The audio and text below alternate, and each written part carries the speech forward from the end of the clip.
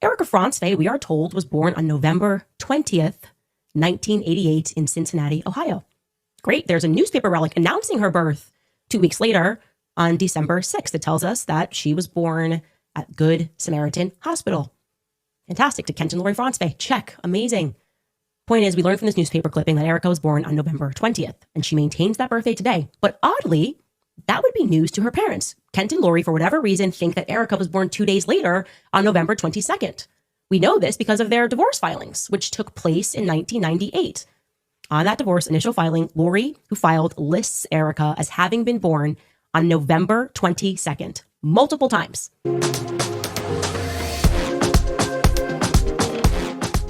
Things have changed.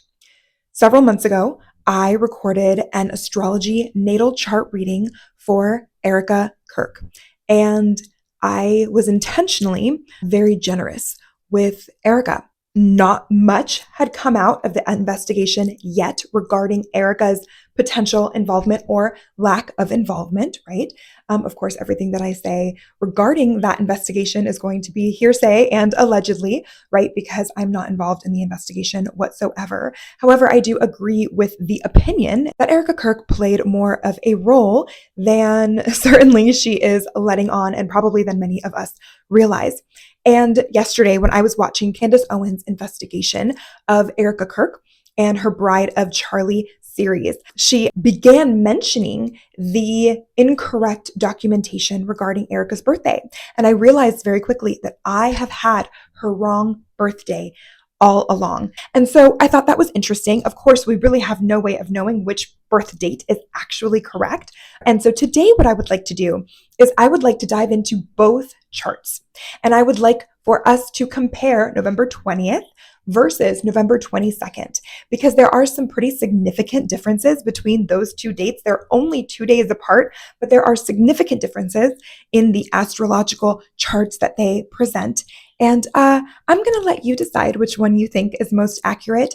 And we are also going to review something that I overlooked when I read this chart previously. Now, before I dive into this, I just want to say that all signs have potential for good and all signs have potential for bad. The signs just represent the different ways that God has chosen to express different aspects, different personality traits amongst his people. We're going to go ahead and start here with the original chart that I read for Erika. Okay, so there are a couple of things that I would like to bring to your attention here. The first is that Erika's sun is at 28 degrees Scorpio. Okay, Erika is a Scorpio if she were born on November 20th. The other thing that I would like to bring to your attention is the fact that her moon would be an Aries. Okay, her moon would be an Aries. That is a minor difference in my opinion. The big difference here is the Scorpio sun.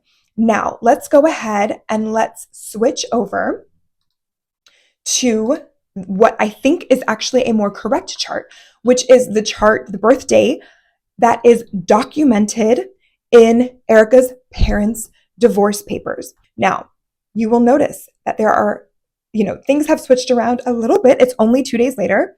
However, you will notice that her sun is in Sagittarius in this chart, and her moon is actually in Taurus. What's the difference? We thought she was a Scorpio, and maybe now we realize that she is a Sagittarius. Let me go ahead and read to you the descriptions regarding Scorpios and Sagittarians. Your sun is in the zodiac sign of Scorpio, indicating that you're a passionate and intense individual who likes to experience life at a very deep level. None of the superficial skating over life's mysteries over life's surface for you. You like to penetrate life's mysteries and the intricacies of personal relationships. You demand an intimacy and honesty in your life that can be challenging to others. In fact, you're an excellent counselor as you're insightful and not frightened of tackling the minefield of emotions, which surrounds subjects such as death, sexuality, and metaphysical experiences. You're also resourceful, in particular in financial matters. You often know the right place to search for information or the right person to approach. Interesting. There are some key words that really stick out to me from this blurb. I would say Scorpios being people who demanding intimacy and honesty in your life, being an excellent counselor, being insightful and not frightened of tackling the minefield of emotions which surround subjects such as death, sexuality, and metaphysical experiences. All of this is very interesting within the context of what we know now, which is watching Erika on Zoom calls days later almost ignore, almost gloss over the depth of grief that one would think she was feeling and that her team was feeling. It's really difficult to believe that someone with this level of intensity, someone with this capability to experience this level of emotional intimacy, someone who can feel things so deeply, and someone who one would think, right, and Scorpios they are very, very aware of the depth of emotions and their information, and they are also quite aware of optics. I will tell you that walking out on a stage that your husband was supposed to be on in a glittery pantsuit to pyrotechnics and fireworks, that is not giving Scorpio to me. That's giving another sign. Let's take a look. So here we have what I think is probably the more correct birth date and place for Erika. And this places her at 0 degrees Sagittarius.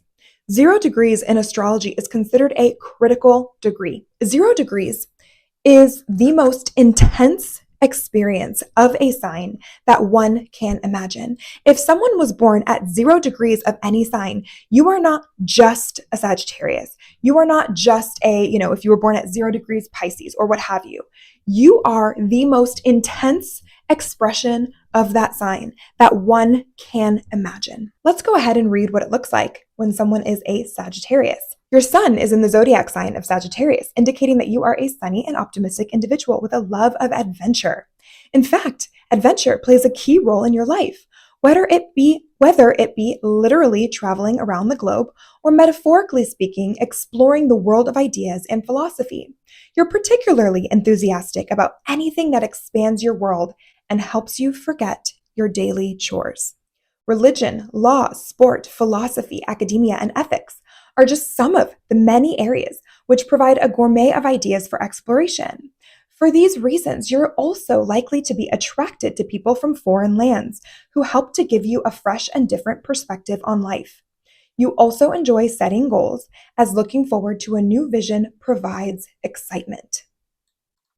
When I think about trying out for amazing race, is that more likely to be a Scorpio sun or a 0 degrees Sagittarius sun? When I think about someone who moves from Arizona to Ohio to New York to China to Puerto Rico, is that more likely to be a Scorpio or a 0 degrees Sagittarius sun? When I think about a person who deeply desires to expand their experience of life and forget about the mundane aspects of their daily life, I think about immediately jumping into, maybe as a way to cope with grief, immediately jumping into becoming the CEO and charity of a large organization, diving into the busyness of, creating the event of the century or whatever it was that she called it, rather than tending to your grieving children at home. When I think about someone who has the potential to seem aloof to the depth of emotion that one should be experiencing,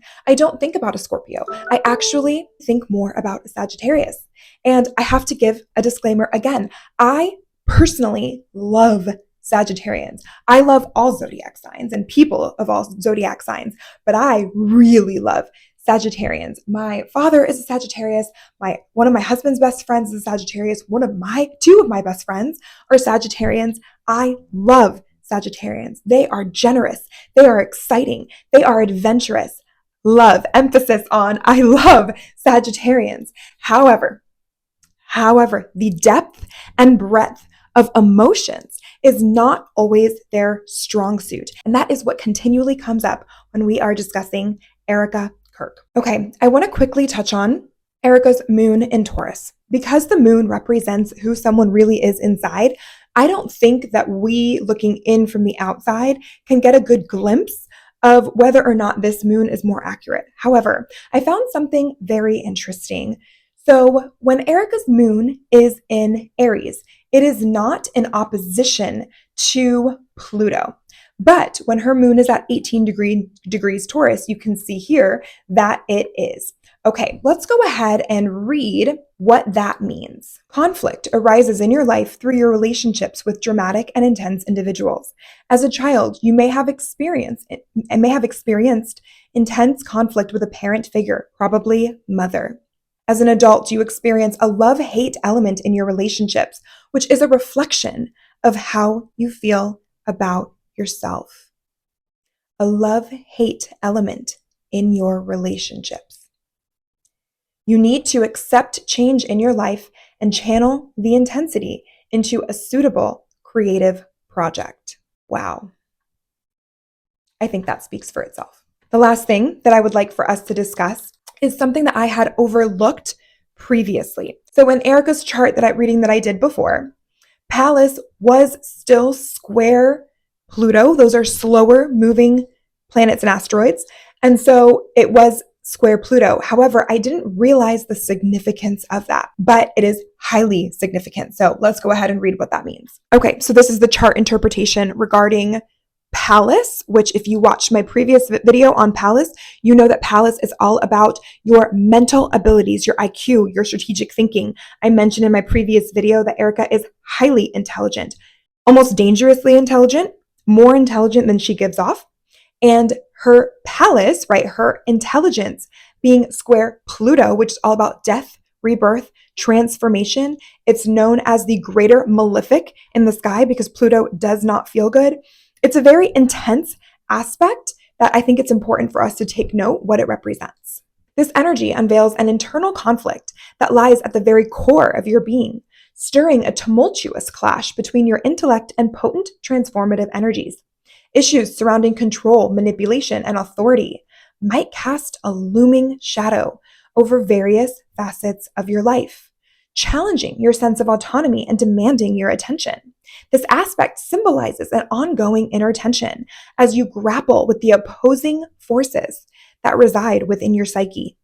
On one hand, your intellect yearns for clarity, logic, and strategic planning. Very intelligent, seeking to navigate the complexities of life through rational means.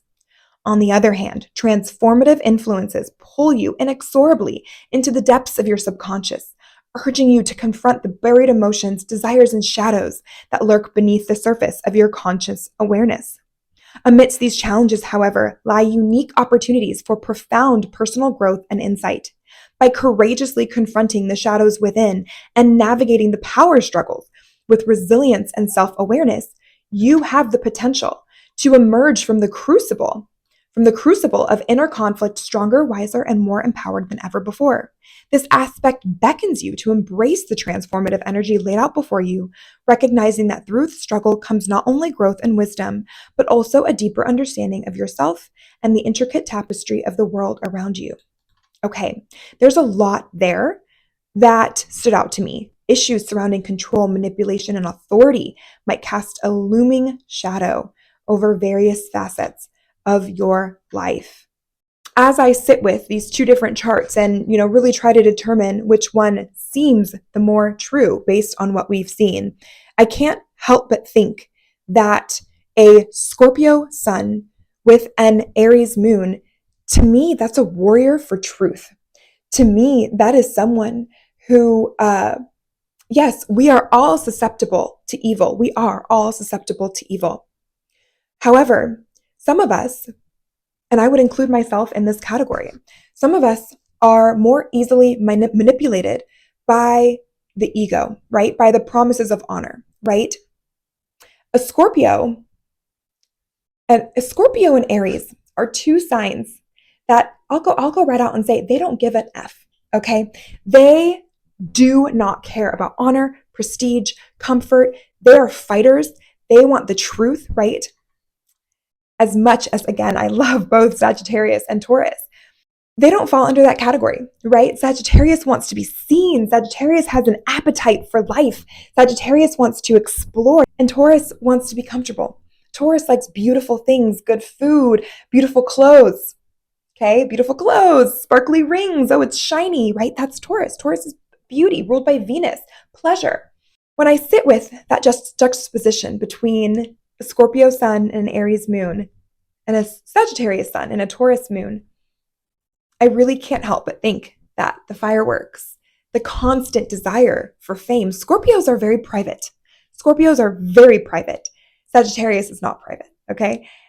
And so the constant desire for fame, being on the vacation home show and trying out for Amazing Race and dating athletes and desiring to be in the spotlight, the glitter, the fireworks, right? Something seems off about that. And I think that this is a much more accurate chart. A Sagittarius is much more likely to try many different careers at once, to be a realtor, to have a clothing line, to do this, to do that, to the other, right? To say, oh, I can take over that company. Absolutely, right? It's more likely to be a Sagittarian who's going to do that. So in conclusion, I don't know what we're dealing with when it comes to Erika Kirk.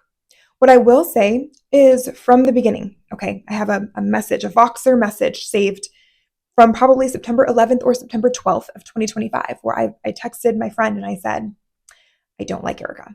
I can't listen to her. Something's off. I don't like it. I don't like it. I have nothing to prove. I'm not allergic to anything, right? All of this is my opinion. But what I can tell you is that those two different birthdays, it's two very different days, okay? And I'm not saying that Erika has looked at the astrology and kind of understands what she's trying to make us believe, right? She would have us believe that she's this steadfast warrior, right? That she is a fighter, that she is a champion of truth, right? However, there's something subconscious going on here. Subconsciously, Erika knows that it benefits her more energetically to have that November 20th birthday versus this November 22nd birthday. There's something interesting about the fact that there's almost something that they're trying to hide regarding the November 22nd birthday, something just a little bit dishonest.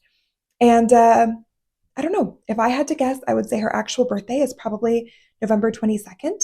But of course, I don't know. But she wants to have us believe that she, is this firm warrior, this firm Christian, this steadfast warrior for truth. And I don't know. I think she likes the spotlight. I think she likes comfort. I think she likes the lifestyle, right? And I think we see that better in this November 22nd chart. Okay, thank you so much for watching. If you loved this video, you are going to love my breakdown of Candace Owens' chart. So go ahead and watch that next. And of course, if you would like a natal chart reading, go ahead and book one below. But otherwise, I will talk to you all later. God bless you. Bye, everyone.